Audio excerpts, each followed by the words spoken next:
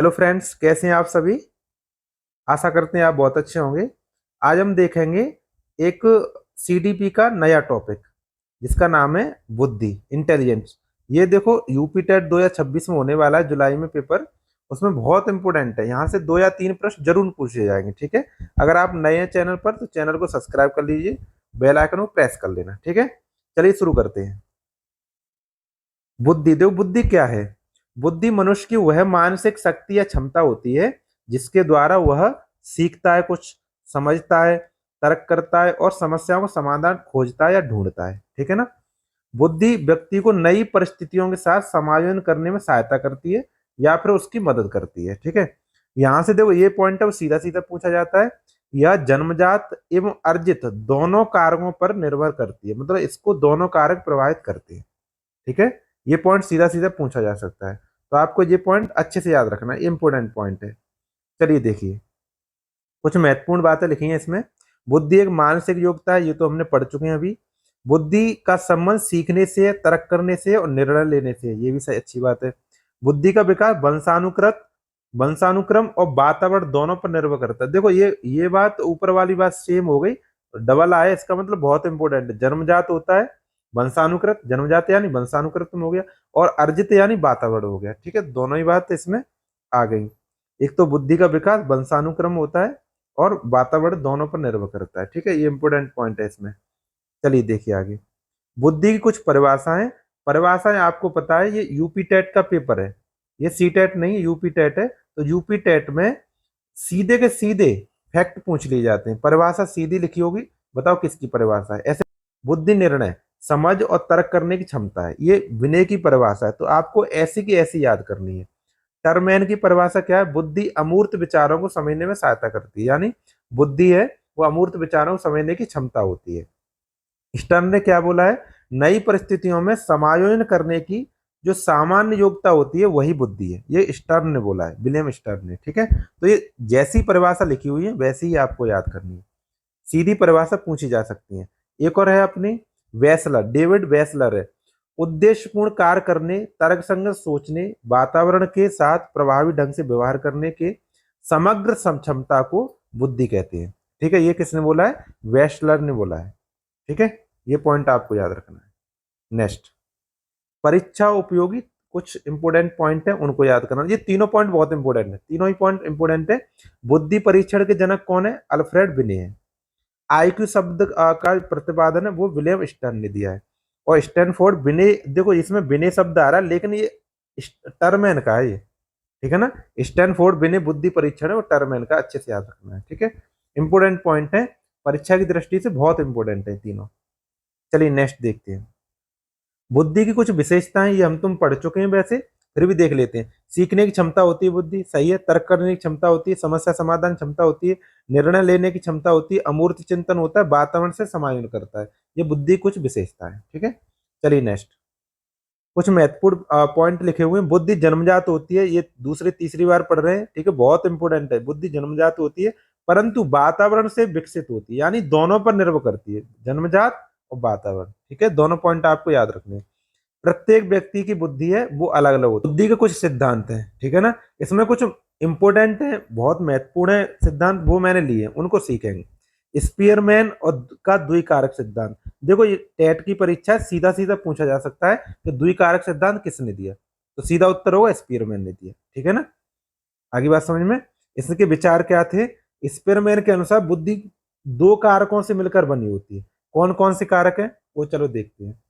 पहला है अपना सामान्य कारक, यानी जी फैक्टर। जी का अर्थ है यहाँ पे जनरल है, जनरल फैक्टर, सामान्य कारक सभी कार्यों में प्रयुक्त होता है। हम तुम पढ़ रहे हैं, लिख रहे हैं, कूद रहे हैं, खेल सब में ये प्रयुक्त होता है। ठीक है, प्रत्येक व्यक्ति में पाया जाता है, सामान्य फैक्टर है और प्रत्येक व्यक्ति में पाया जाता है। दूसरा फैक्टर इन्होंने बताया वो है विशेष फैक्टर, यानी विशिष्ट कारक, उसको एस फैक्टर कहते हैं।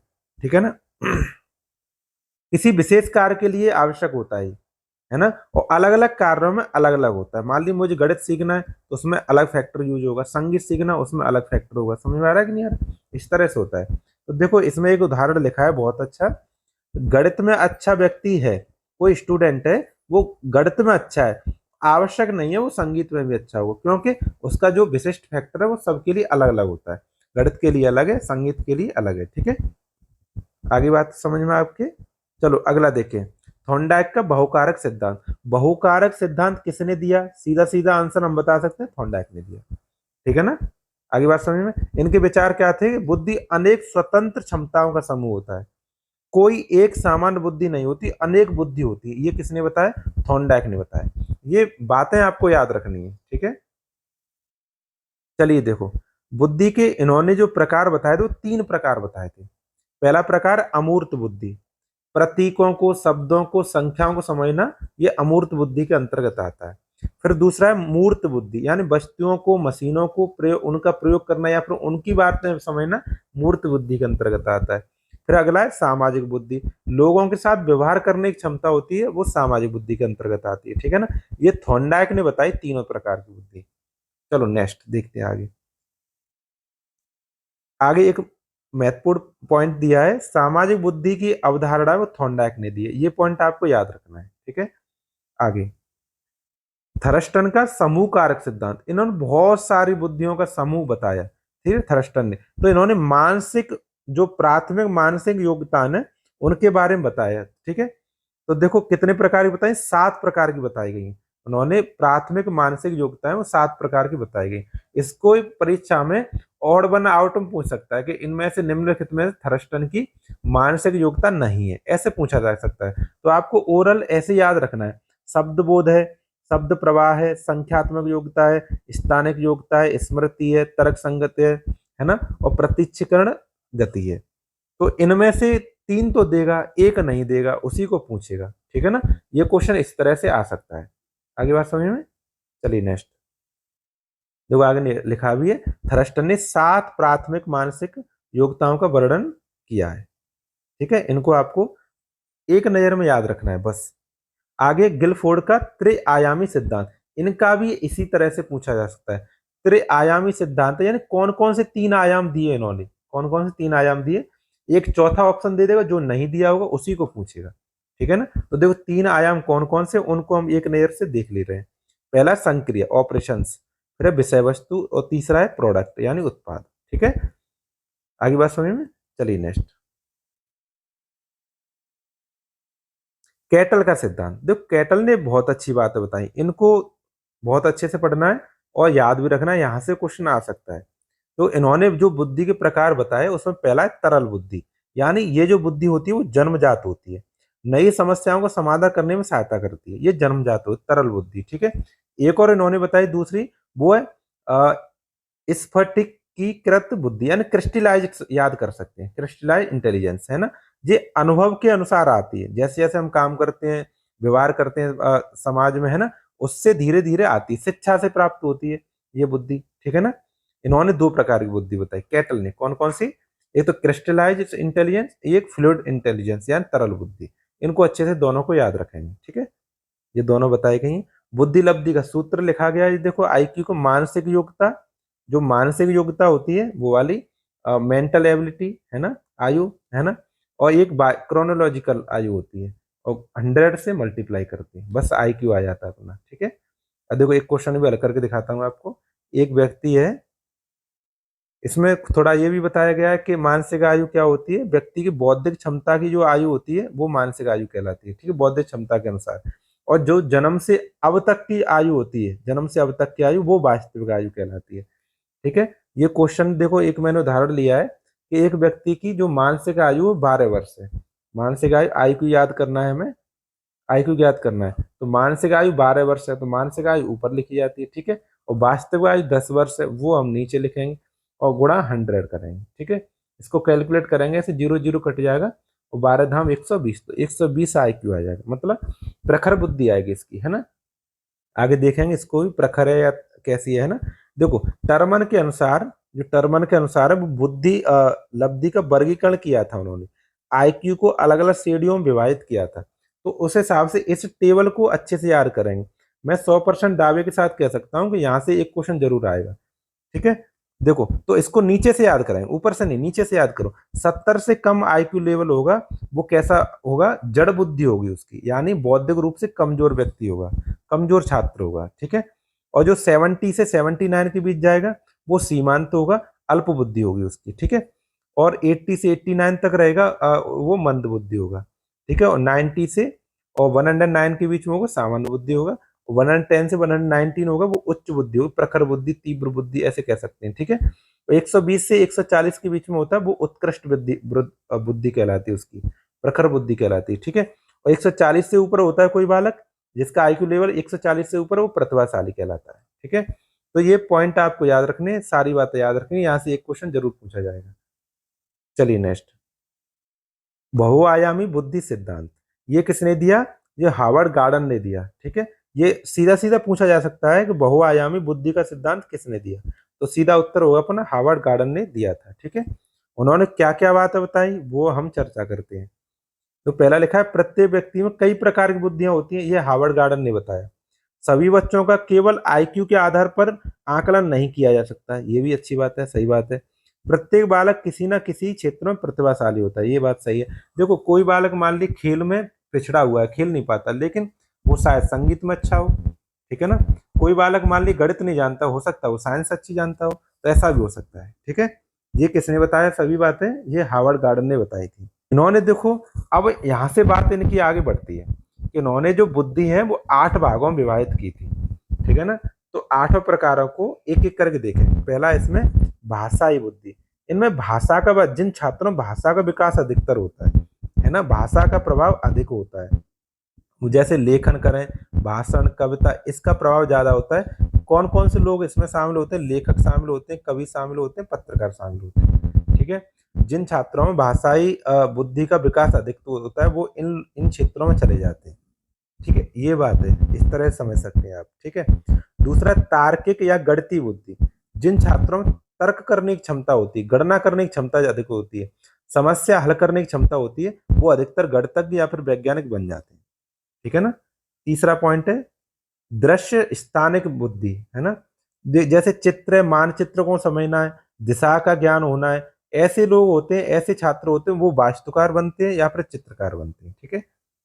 आगे देखो, शारीरिक गतिशील बुद्धि, ये जो खिलाड़ी होते हैं, नृतक होते हैं, इनमें शरीर का कुशल उपयोग करना आता है, जो अपने जो शरीर है उसका कुशलता से उपयोग करना आता है, वही खिलाड़ी और नृतक काम करते हैं। आगे देखो, संगीत में बुद्धि, संगीत को समझना, जैसे गायक है, संगीतकार है, इनको संगीत में बुद्धि की प्रधानता अधिक होती है। और देखो अंतर्वैयक्तिक, ये दो शब्द हैं, बहुत अच्छे समझना है और यहीं से क्वेश्चन आता है। ये तो अंतर्वैयक्तिक, इंटरपर्सनल लिखा है देखो, और एक और मैं आपको दिखाता हूँ तभी समझाऊंगा, दूसरा है इंट्रापर्सनल, ठीक है। तो इन दोनों को अच्छे समझना है। जो इंटरपर्सनल है वो दूसरों को समझना होता है ना, नेतृत्व करने की क्षमता अधिक होती है, जैसे शिक्षक है, नेता है, वो अंतर्वैयक्तिक बुद्धि होती है उनमें। और एक और है अपना अंतःवैयक्तिक बुद्धि, यानी इंट्रापर्सनल होता है, जैसे स्वयं को समझना, इसको स्वयं को समझना कहते हैं, आत्मविश्लेषण करना, जैसे दार्शनिक होते हैं, इस क्षेत्र में दार्शनिक आते हैं, ठीक है। आगे देखो, एक और होती है अपनी लास्ट, हार्वर्ड गार्डन के अनुसार लास्ट है प्राकृतिक बुद्धि, प्रकृति और पर्यावरण को समझना, जैसे वनस्पति वैज्ञानिक होते हैं, पर्यावरणविद होते हैं, पर्यावरणविद होते हैं, वो सब इसी में आते हैं, ठीक है। अब कुछ इसमें शिक्षकों के लिए दिशा निर्देश है, जैसे बालक केंद्रित शिक्षण होना चाहिए, ज्यादा इंपोर्टेंट नहीं, व्यक्तिगत विभिन्नताओं का सम्मान करना चाहिए, ये ज्यादा इंपोर्टेंट नहीं, एक बार भले ही नजर मार लो आप, ठीक है। और ये भी आगे देखो, अब ये पॉइंट इसमें इंपोर्टेंट है, यहाँ पर इस टॉपिक से ये वाला इंपोर्टेंट है, बुद्धि एवं रचनात्मकता में अंतर क्या है, तो अंतर पूछा जा सकता है, ठीक है। यानी विकल्प बना के पूछा जा सकता है। जैसे बुद्धि है ये समस्या समाधान में सहायक होती है, और रचनात्मकता है वो नवीन विचार उत्पन्न करना, इसमें सहायता करती है, ठीक है। बुद्धि आईक्यू पर आधारित होती है, रचनात्मकता मौलिकता पर आधारित होती है। बुद्धि है वो तर्क प्रधान होती है, ये कल्पना प्रधान होता है। ये मापन संभव है, बुद्धि का तो फॉर्मूला भी दिया आईक्यू करके, ऐसे फॉर्मूला दिया कि नहीं दिया, ये मापन संभव है, इसका मापन कठिन होता है रचनात्मकता से, ठीक है। आगे बात समझ में, कुछ रिवीजन देखो आपको मैं कराता हूँ, और रिवीजन नहीं है ये 100% जहाँ से एक प्रश्न पूछा जाए, मैंने आपसे कहा था यहाँ से 2-3 प्रश्न पूछे जाएंगे, तो एक देखो मैंने वहां बता दिया 100%, एक यहाँ से बता दिया, यहाँ से जरूर पूछा जाएगा। बुद्धि परीक्षण के जनक कौन है? अल्फ्रेड बिने। आईक्यू शब्द किसने दिया? विलियम स्टर्न ने दिया। स्टैनफोर्ड विनय परीक्षण टरमैन का है। द्विकारक सिद्धांत स्पीयरमैन का है। ये जैसे कि वैसे ही पूछे जाते जैसे लिखे हुए हैं, ठीक है ना। बहुकारक सिद्धांत थॉर्नडाइक का है। समूहकारक सिद्धांत थर्स्टन का है। त्रिआयामी सिद्धांत गिलफोर्ड का है। तरल एवं स्पष्ट फुटकीकृत बुद्धि कैटेल की है। बहुआयामी बुद्धि सिद्धांत हार्वर्ड गार्डन का है। सामाजिक बुद्धि का प्रतिपादन थॉर्नडाइक ने किया। और जो बहुकारक बुद्धि सिद्धांत है, वो उसमें जो बुद्धियों की संख्या वो 8 है। अभी हमने तुरंत डिस्कस किया है इससे पहले, ठीक है, इससे पहले डिस्कस किया है। देखो अब मैं आपको प्रश्न देता हूँ, ये इतना मैंने सब कुछ पढ़ा दिया इस टॉपिक से। अब आपने कितना सीखा है ये आप अपना कॉपी पेन उठाइए, है ना, कॉपी में नंबर डाल के आंसर लिखिए। पहला, बुद्धि परीक्षण के जनक कौन है, तो अपना उत्तर लिख लीजिए। दूसरा, आईक्यू का सूत्र किसने दिया, ये भी उत्तर लिख लीजिए आप, ठीक है। स्पीयरमैन के सिद्धांत में जी और एस क्या क्या है, तो ये भी उत्तर ऐसे करके आप लिखिए, और कमेंट बॉक्स में आंसर लिखेंगे तो और अच्छे से आपको याद रहेगा। तो यहाँ से प्रश्न आएगा तो आपको बिल्कुल कंठस्थ रहेगा, ठीक है। अपने कॉपी में लिख लीजिए पहली बात तो। अगर आप और ज्यादा लिख सकते हैं तो कमेंट बॉक्स में आंसर दे सकते हैं, मैं चेकआउट कर लूंगा, ठीक है। आगे बात समझ में। तो आपको कैसा लगा ये टॉपिक, आप बताएं कमेंट बॉक्स में। और वीडियो देखने के लिए आप सभी का धन्यवाद। Thank you.